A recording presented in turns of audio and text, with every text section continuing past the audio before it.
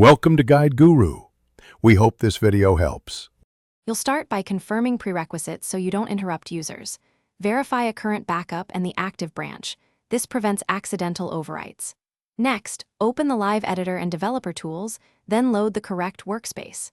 Make sure node and package versions match production so builds succeed. Once done, run a quick lint and unit test suite to catch obvious errors. These initial steps get you into a safe state and let you proceed without losing work.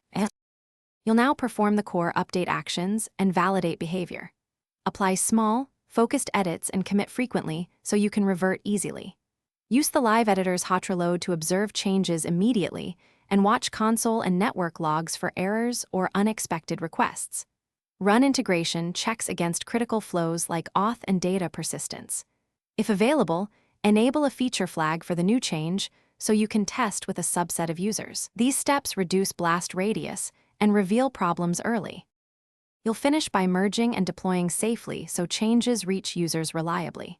Ensure CI passes, then roll out via canary or phased deploy to limit exposure.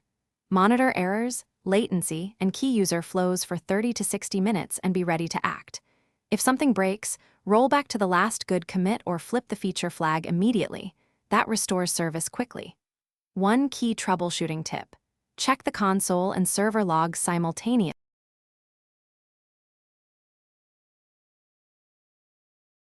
Thanks for watching. Consider subscribing if we helped you today.